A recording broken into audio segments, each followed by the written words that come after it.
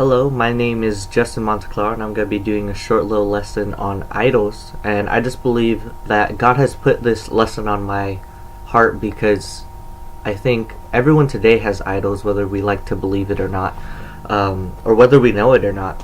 So we're just going to start in Isaiah 44, verse 14.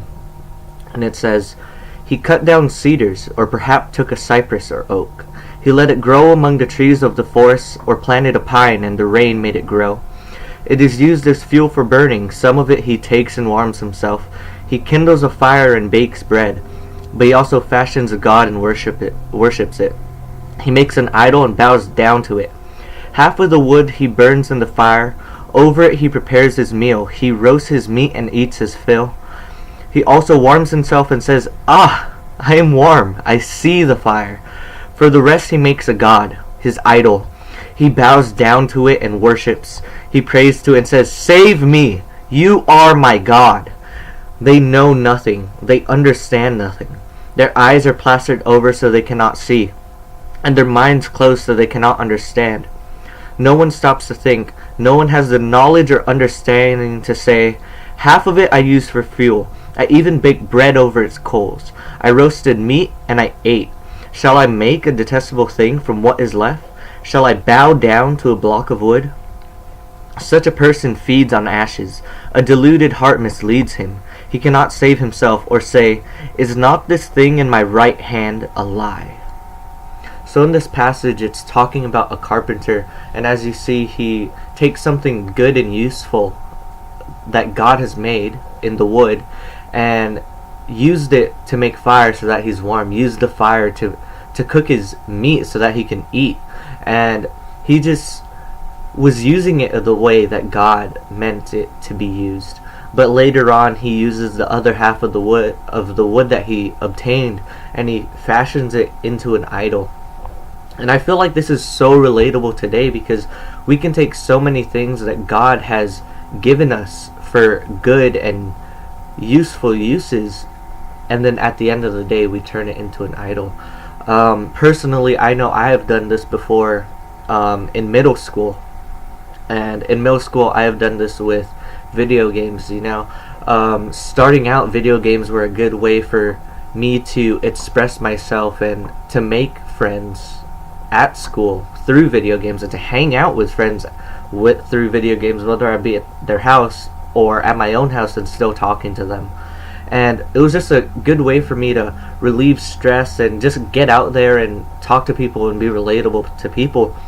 But at some point in time I just kind of in a sense got addicted, and it became my personal idol. I would spend so much time on that, and it would pull me away from God, and it brought up certain problems in my life like debauchery and laziness and idolatry, which then in turn affected every other area in my life, whether it be schooling or even just chores at home. And this just shows that idols can be made from anything around us, whether it be your phone, money, video games for me, drugs, alcohol.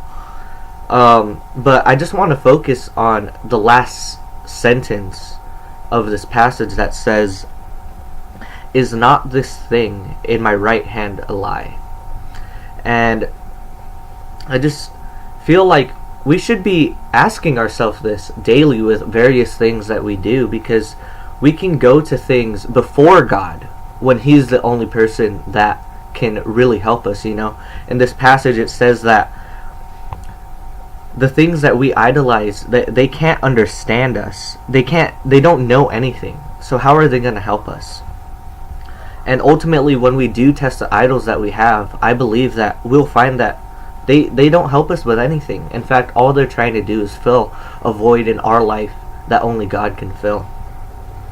And I think we should also test our idols, because I heard this analogy the other day, and it was talking about the Crusades and how Crusaders would hire mercenaries to go to war because they couldn't kill people. And before they went off to war, they would baptize the mercenaries. But while they were going to get baptized, the mercenaries would hold their sword above the water to symbolize that God was the Lord of their life. except when it came to the sword, so that when they went off to battle, they could use their sword freely. And how many times can we feel, or how many times can we do this in our own life, where we say, God, you are the Lord of my life, but you can't take control of this one area. God, you're the Lord of my life, but you can't take control of my feelings. You can't take control of my money.